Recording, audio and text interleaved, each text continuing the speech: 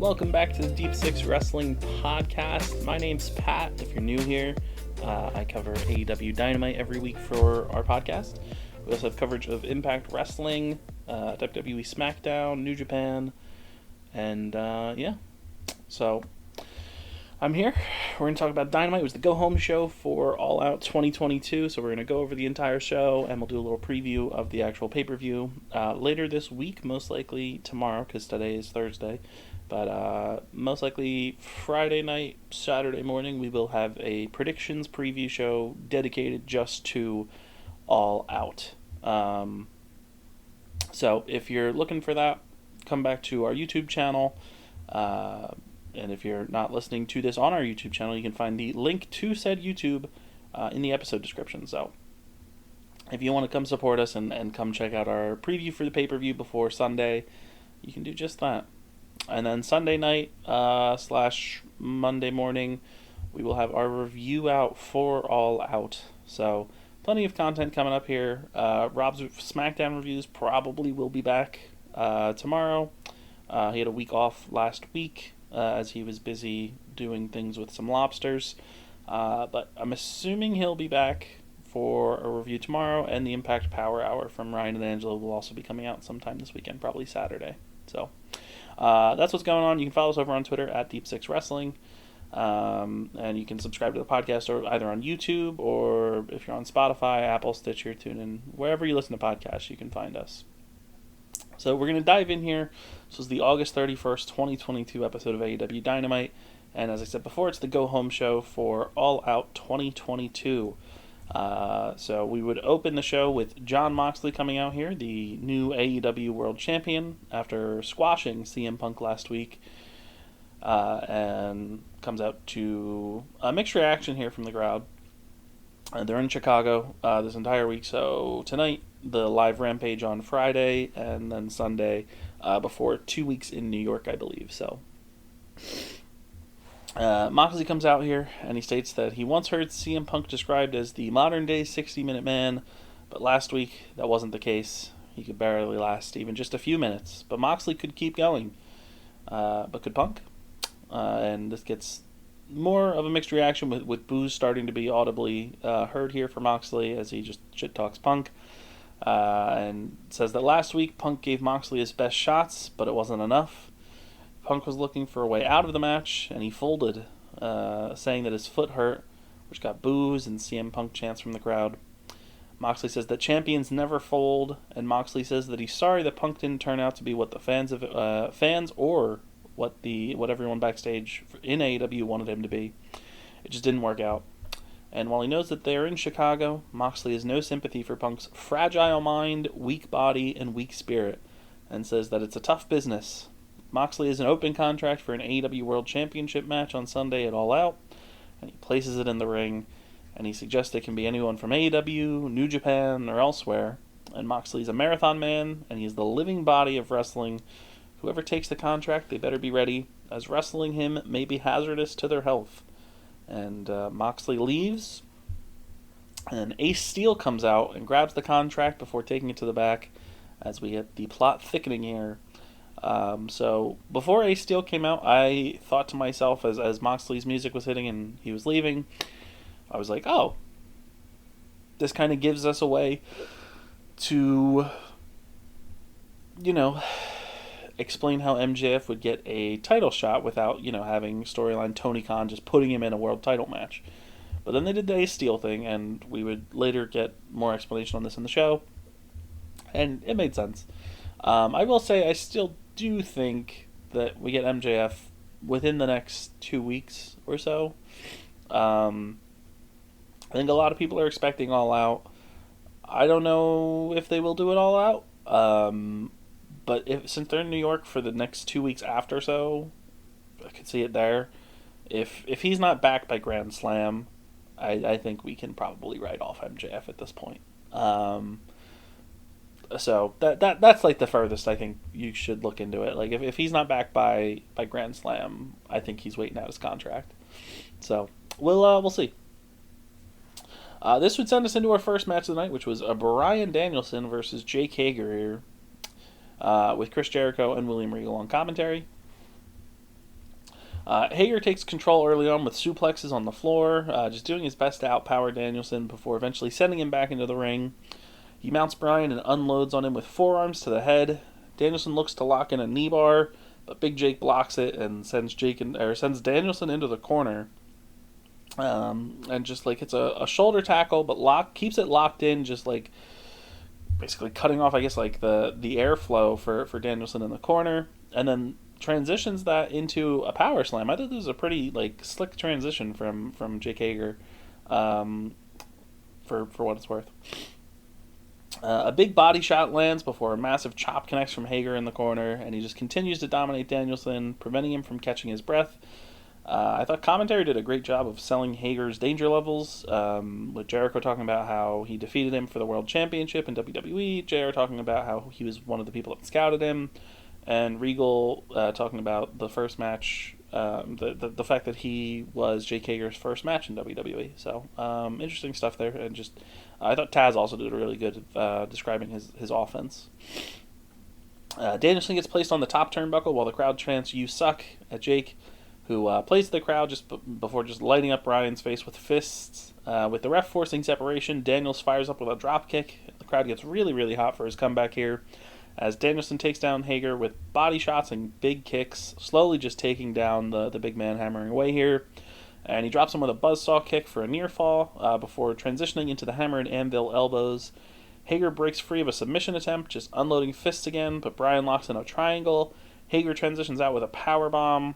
The LeBell lock gets looked for, but Hager manages to slip out into the ankle lock, but Danielson gets out of that and transitions back to the LeBell lock, but Hager gets his arm to the rope for the rope break. Hager then is in the corner. Bryan lights him up with chops and kicks before getting dropped with a Uranagi out of the corner. Bryan then dodges a clothesline and catches Hager with the Busaiku knee, and Bryan Danielson wins. I thought this was a very good match here from these two. We don't see Jake Hager wrestle that often, but I feel like at this point when he does, he typically delivers. So, nice to see. And it's Daniel. I mean, again, he's wrestling Bryan Danielson, so it'd be hard to have a bad match if we're being honest. Post-match, 2.0 arrive and lay out Bryan before Wheeler Yuta and Claudio show up, and they take them out as we had a brawl at ringside. Jericho comes down off commentary with a chair in hand, and he runs down to the ring to attack Bryan with it, but Daniel Garcia runs down and yanks the chair away, and with Jericho distracted, Chris walks into a Busaiku knee from Danielson. So we're setting up that Garcia is most likely going to be involved in the match on Sunday, but who will he side with, Danielson or Chris Jericho? So we'll see, but very interesting stuff. I'm pretty compelled by all of this, to be honest. I really like Daniel Garcia. I love Danielson, and I think Jericho's been doing a lot of really fun work in this heel character. And the idea that, wrestling Bryan Danielson has awoken the pro wrestler inside of Daniel Garcia after he, basically sold out and became a sports entertainer. And the fact that he could get recruited into the Blackpool Combat Club, I feel like that's very exciting. So I'm interested in this, and they could also just go the route of Garcia stays a heel. He's been a very entertaining heel, as the best technical sports entertainer in the world. So we'll see, but regardless, I'm excited for Jericho versus Danielson on Sunday. It should be a good time regardless. And Garcia has a big match next week on Dynamite, as we find out later in the show. So, the Moxley promo, and followed up with this match with Jericho, or with Danielson versus Hager, and then the post-match stuff. I thought this was a very, very strong start to the show tonight. Alright, so coming up after this, we would head to the ring for a protest. The Wingmen, Caesar Bononi, Ryan Nemeth, Peter Avalon, and JD Drake have taken over the show, demanding that Wednesday nights become Wingmen Wednesday. I was befuddled by this, but as a Wingmen stan, I was so happy to see these guys on Dynamite. And then music would hit, and I did not recognize the music. And the crowd would kind of erupt here, not like a huge pop, but as they realized who was coming out, pretty good reaction here. And W. Morrissey shows up. We haven't seen him since the build to Double or Nothing, when Wardlow was just getting obstacles placed in his path by MJF. And W. Morrissey comes out here and just dismantles the wingmen. He drops Caesar Bononi with a boot. He takes out Avalon and Nemeth with a double clothesline, and then chokeslams JD Drake. And Stokely Hathaway comes out and hands Morrissey his business card, and the two leave together. And Tony Schiavone tries to interview Stokely to find out what's going on and what has been going on over the past several weeks, but basically just get like a decline to comment type of thing. And so we're still in the dark about what Stokely is doing. So far, he has given the business card and recruited Lee Moriarty, Ethan Page, the Gun Club, and W. Morrissey now. So, very interesting. Very, very interesting. I would still assume this is going to be a faction, though I have seen the fan theory online that this has something to do with ROH and Stokely drafting the roster, which if that's the case, it's pretty cool. I'm not going to lie. I'd be down for Stokely being like the commissioner of the Ring of Honor brand if they wanted to do something like that. But I think it'll be a faction, and I'm fine with that. I really like everybody involved. So, yeah. And it does appear that W. Morrissey will most likely be signed if he's not already signed to AEW, which feels like a major get for them. As I feel like after his match on Dynamite with Wardlow and coming off the very, very strong run in Impact that he had, I feel like most people were assuming he was going to be going back to WWE, but that doesn't seem like it's the case. And I guess, since we're talking about a roster addition, we can talk about somebody who is going to be leaving the AEW roster, and that would be Bobby Fish, because news broke after AEW from Sean Ross Sapp and Fightful that Bobby Fish's contract was not going to be renewed. I don't think there's many details regarding whether it was Fish not wanting to sign or AEW not wanting to re-sign him. But I'm sure there's a number of reasons, whether it's his age, him being injury prone, his public comments about CM Punk, or the fact that he's been, really just like praising Triple H a lot online, saying that he would go to war for him, which feels like a weird thing to say while you're employed to basically the alternative, the competition, whatever you want to say. But going to be interesting to see how they play this out, especially because, it did appear we were building towards the Undisputed Elite versus the Elite, and if Fish isn't a part of that, they're going to need a third person. So, yeah, I don't know. Backstage, Don Callis arrives in the locker room of Aussie Open and Will Ospreay, and Callis says that Will Ospreay isn't the next Kenny Omega. He is his own man. But tonight maybe he won't get defeated by a one-winged angel, and Ospreay tells him to leave. But so this felt like Callis playing this interestingly, and he would tweet out after the show. When we get to the end of the actual episode, I'll talk about it a little bit more. But coming out of this segment, I was kind of feeling like they were teasing a Callis like alignment with Will Ospreay, and his tweet that he put out after the show definitely hinted at it a little bit more, but we'll get to that when we get to it. Up next was the women's tag match, which was Jamie Hayter and Britt Baker taking on the team of Hikaru, Shida, and Toni Storm, which is obviously all four women taking part in the interim AEW Women's World Championship match at the pay-per-view. So Hayter and Shida start, and pretty much right off the bat, Hikaru Shida spikes Jamie Hayter face first with a stiff-looking Hurricane Rana. That did not look fun to take, especially for Jamie, who is coming off of a broken nose.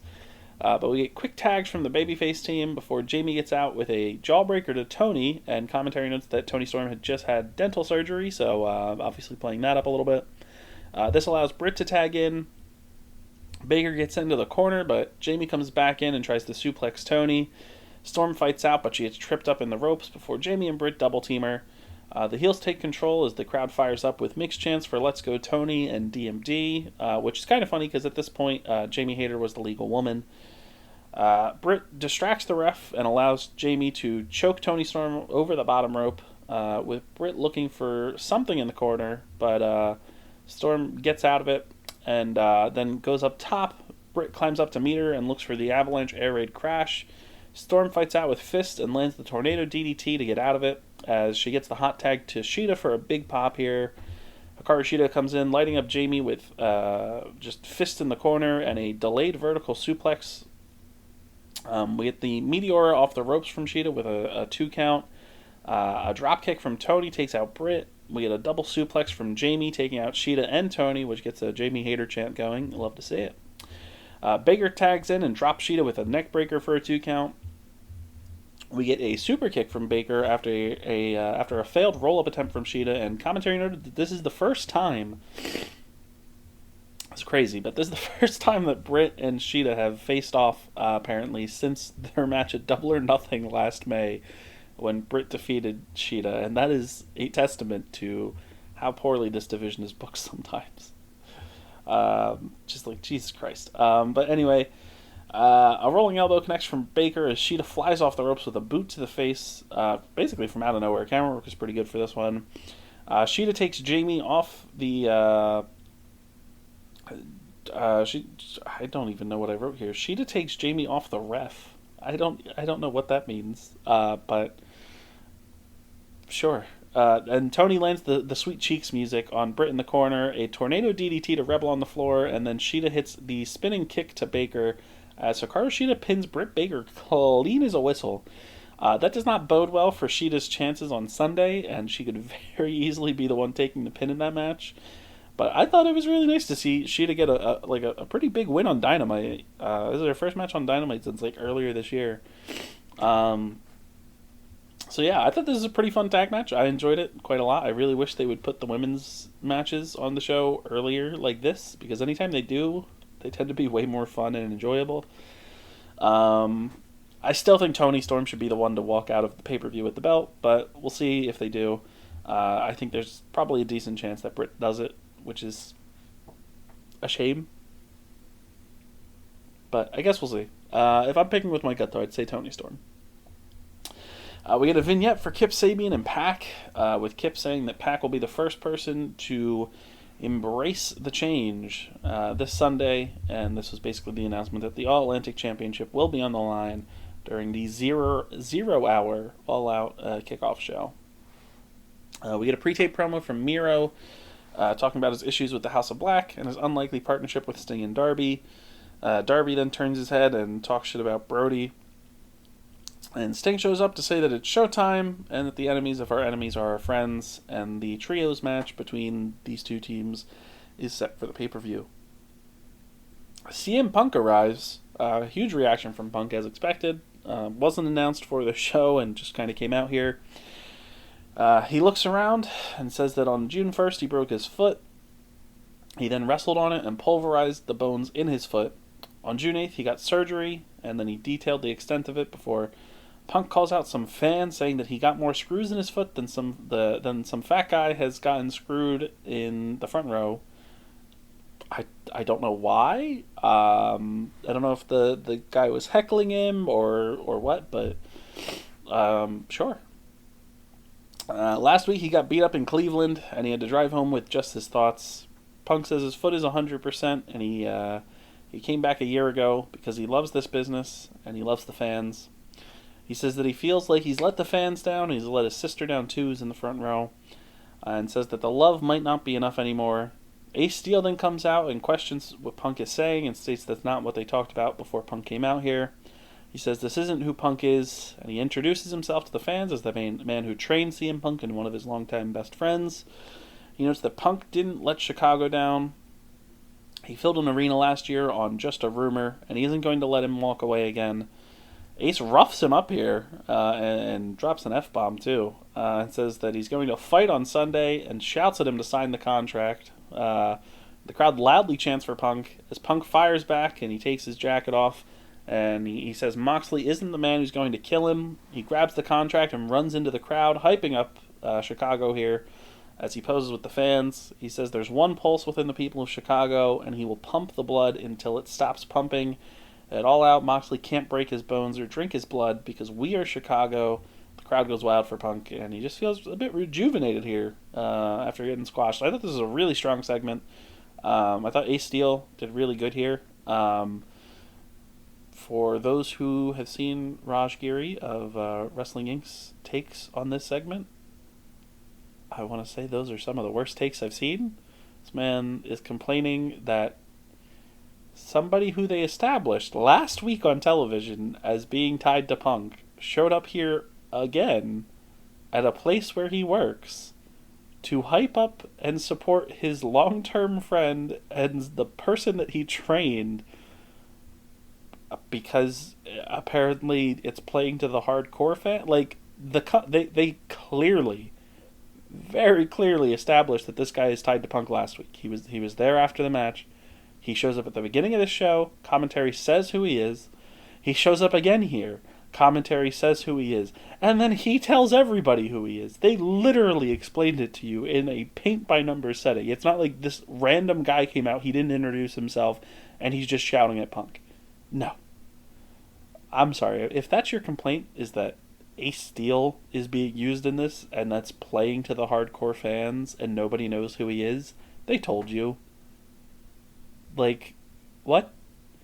If you're using that logic, then WWE bringing back Dexter Lumis and just having him show up in backgrounds of shots and you know, like, not explaining who this man is, that's as bad. But I don't think it is. I think what they're doing with Dexter Lumis is really good in WWE. This is literally a former wrestler, the guy who trained CM Punk, and his long-term friend and ally coming out to basically tell him, you know, not to walk away and to fight.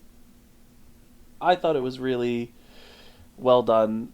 I thought it was a strong segment. I'm not going to complain. And I'm excited for the match. It's interesting. I still don't know about the booking. We'll see how it delivers on Sunday, but I guess we'll see. But I thought this segment was really good, and I thought both Punk and Ace Steel did a really good job for what it's worth. After this Punk thing, we go to a sit-down interview hosted by Jim Ross with Christian and Jungle Boy. Cage says that Jack is going to be a has-been at 25 years old and asks him how he feels about that. Jungle Boy says that he cared about Christian, he even loved him, and while he would like to believe that Christian cared about him once, he knows that even if he didn't, he certainly made him feel that way. Jack talks about his father and says that Sunday, Cage isn't going to be wrestling Jungle Boy, he's going to be fighting Jack Perry. We get FTR and Wardlow in trios action here. Silas Young is one of the opponents. It's just a squash. Silas Young never gets in the match, so thankfully this man didn't take the pin. The big rig lands on one of the guys, and Wardlow sets up for the Powerbomb Symphony. Drops him with the first Powerbomb, and FTR assists on the second one as they score the win, heading into their match against Jay Lethal and the Motor City Machine Guns on Sunday. Back from commercial break, Jon Moxley storms out to the ring, and he says that if Punk wants to go out on his shield, then Chicago can get it. It will be CM Punk versus Jon Moxley, one more time for the AEW World Championship. Mox is going to put on a show of brutality and pro wrestling violence that the fans have never seen before. He's going to show everyone the difference between Punk and a true champion, a legend being made before their very eyes. Very strong words from Jon Moxley, as always. Tony Schiavone is backstage with Dark Order, and Ten is out of the tournament with an injury. And Evil Uno says he's going to step up, but Andrade shows up and offers Preston money to join the La Facción Ingobernable. Uno refuses on behalf of himself and Ten, and Andrade then beats him up with one of Ten's crutches, and Jose tases Preston Vance as Andrade and Jose leave. So this is to write off Uno from out of the tournament and to just beat up Preston Vance even more. We then go to our preview for the Casino Ladder match, which is Dante Martin versus Rey Fenix versus Wheeler Yuta versus Roosh here as some of our participants. Very fast start. You knew what you were getting with this one. Very fast start with Fenix and Dante going to the floor. Yuta goes for an octopus on Roosh off the bat before getting caught with a power slam. A springboard crossbody from Dante. Fenix goes for a gory bomb, but Dante counters with a sunset bomb. We had a Hurricane Rana from Fenix, a Tope Con Hero from Fenix to Roosh. Yuta comes out with a Tope Suicida. Dante hits a springboard dive to the floor. Roosh gets sent back into the ring. Dante comes off the top rope but gets caught with a headbutt. Roosh then takes Fenix and Yuta off the apron and flies over the top rope with his own dive for just an insane start to this match. Roosh beats up Dante at ringside before he and Yuta go at it in the ring. Wheeler gets put onto the top turnbuckle. Roosh meets him up top. Dante fights Roosh off here and then climbs up top, with Roosh then suplexing Dante off the middle rope into Fenix before dropping Yuta with a pile driver. Dante gets a near fall on Fenix. Fenix fires up with a super kick onto Roosh before eating a poison Rana from Dante Martin, who then heads up top and goes for the nosedive, but Yuta catches him and sends him back into the ring before going up high. Fenix flies over Yuta, taking out Roosh on the floor, leaving Yuta and Dante, and Wheeler flies off the top rope, but misses with a splash before flying over the top rope again and gets the seatbelt clutch on Dante Martin as Wheeler Yuta wins. This was wild. This was just... There's a lot going on in this one. I'm very excited for this ladder match. And Wheeler Yuta gets the win. And he heads into Dynamite next week, where he will be defending the ROH Pure Championship against Daniel Garcia once again. In a big match for the Buffalo crowd. It's Daniel Garcia's hometown. And that's our one thing announced for Dynamite. We'll obviously get more stuff announced during All Out or after All Out. But AEW Rampage, we have Ruby Soho and Ortiz versus Ty Mello and Sammy Guevara. A sit-down interview with Jade Cargill and Athena. QT Marshall versus Ricky Starks. The Acclaimed and Swerve in Our Glory face-to-face, and the semifinals for the Trios tournament. The Best Friends will take on the Good, the Bad, and the Hungy. John Silver, Alex Reynolds, and Hangman Adam Page. And added to the All Out card, our 0-hour matches are Eddie Kingston versus Tomohiro Ishii, Hook defending the FTW Championship against Angelo Parker, and Pac defending the All-Atlantic Championship against Kip Sabian. And onto the main show, the Casino Ladder match was added. I will run down the full card after we talk about this final match, which was the main event of the night. The Elite versus the United Empire, in a match that everybody has been waiting for. Kenny Omega comes out here with probably his greatest entrance, or like pre-match entrance thing, where Justin Roberts just talks about how Kenny Omega has sold more merchandise than Will Ospreay in 2 continents. He's better looking than Will Ospreay, and he's done more charity work than Will Ospreay. Omega comes out to a monster reaction here, and they start. Ospreay and Omega start off here, and Will goes for a shoulder tackle right off the bat as the crowd erupts for Omega. No shoulder brace this week, as the two trade forearms and chops. Ospreay sends Omega into the corner. He lays the boots into him before the Bucks have to pull him off. Aussie Open get in and get sent to the floor by the Bucks. Ospreay clotheslines Omega over the top rope before the Bucks take him to the apron. Aussie Open then sandwich Omega and allow Ospreay to dive down to the floor, taking out Kenny with a huge corkscrew dive. Ospreay gets backdropped on the top of the stage. Matt Jackson takes down Aussie Open off the side of the stage here, and Ospreay then gets taken back to the ring, and he's by himself against the Elite for a little bit. Omega just abuses him here. We had a split crowd with "Let's go Kenny, let's go Ospreay" chants.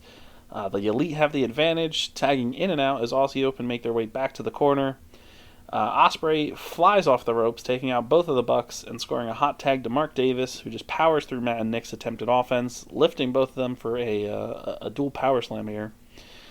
An assisted cutter lands for Aussie Open, looked really good, but Omega gets in to break it up for a 2 count. They look for their finish, the Coriolis, but Matt Jackson gets out of it, taking out both guys and Ospreay as the crowd comes to life. We get the hot tag to Kenny. The Katara Crusher lands for Omega for a 2 count before he drops Fletcher and Davis with Snapdragons. A hook kick lands from Ospreay as he looks for the Os Cutter, but Omega gets out and he looks for a Snapdragon again, but Will lands on his feet and then lands a Hurricane Rana. Ospreay flies over the top rope as Kenny's on the floor, but Kenny sidesteps and connects with the Snapdragon for a great sequence here. Just fantastic. Omega goes high, but Aussie Open catch him, bringing Kenny down with a delayed double suplex for a near fall that gets broken up by Nick Jackson. Ospreay tears the shirt off, showing Kenny's bandaged body for the first time, and Ospreay just spins him around and lands a backbreaker. Mark Davis takes out both of the Bucks, sending them to the floor as United Empire take control of Kenny Omega in the corner. Ospreay locks in an abdominal stretch, but Kenny gets out. Ospreay then catches the leg and holds on, preventing a hot tag here from Omega, but he fights out with fists, and he gets the tag to Nick as Nick Jackson comes in with a crazy hot tag here. A rope-assisted pile driver to Ospreay. He takes out Aussie open. He goes up top and goes for a 450, but Ospreay gets the knees up. Snapdragon from Ospreay as he taunts with the finger gun. Omega comes in and they go head-to-head, exchanging forearms to the face. A Liger bomb from Ospreay, but Omega rolls to the ropes. United Empire's finish gets looked for here, but Nick catches Will Ospreay midair with a cutter. We had a huge pop-up powerbomb from Kenny Omega and the Elite Trigger as Mark Davis breaks it up at the last minute for a crazy near fall. The Meltzer driver gets looked for, but Ospreay catches one of the Jacksons midair with an Os cutter as they hit their own version of the what I don't know if it was the Indie Taker or the Meltzer driver for a 2.9 count, and the crowd is electric as they set up for the Hidden Blade. Omega takes out Ospreay with a knee. We have a bunch of super kicks to Aussie open here. Triple super kick to Kyle Fletcher. Omega tags in as he goes for a V-trigger, but Ospreay slides in and nails Omega with his own. Super kicks from Ospreay, but the Bucks set up for another Indie Taker, and they manage to hit it with Omega. Fletcher eats the V-trigger against the ropes, and the One-Wing Angel lands as the Elite win an absolutely insane main event for AEW Dynamite. This Trios tournament has provided nothing but insane Dynamite main events. Jesus Christ. This delivered across the board, and I feel like coming out of this, everybody knows that we're getting more with Omega and Ospreay. Just a matter of when. This was just absolutely like a bonkers match. It was like 20 minutes, and it was just so good.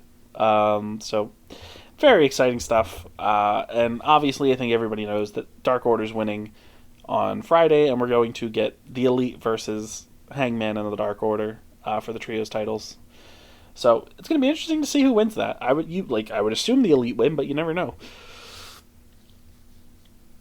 And do Adam Cole and Kyle O'Reilly play a factor in this, or what? I don't know. Across the board, I thought this was a fantastic go-home show. Has me very excited for the pay-per-view on Sunday. The card looks phenomenal. Running down the card, we have the 0 Hour, which is Tomohiro Ishii versus Eddie Kingston, Pac versus Kip Sabian for the All-Atlantic Championship, Hook versus Angelo Parker for the FTW Championship, and then the main show, we have Bryan Danielson versus Chris Jericho, Toni Storm versus Britt Baker versus Jamie Hayter versus Hikaru Shida for the interim AEW Women's World Championship, the House of Black versus Darby Allin, Sting, and Miro in a trios match, Jade Cargill versus Athena for the AEW TBS Championship, Jungle Boy versus Christian Cage, Wardlow and FTR versus Jay Lethal and the Motor City Machine Guns, the Casino Ladder match with Claudio Castagnoli, Wheeler Yuta, Penta El Zero, Miedo, or El Zero M, whatever he's going by now, Rey Fenix, Roosh, Andrade El Idolo, Dante Martin, and a Joker. Swerve and Our Glory defend the AEW World Tag Team Championship against the Acclaimed. Ricky Starks versus Powerhouse Hobbs. The Elite versus either the Best Friends or the Good, the Bad, and the Hungry for the AEW World Trios Championship.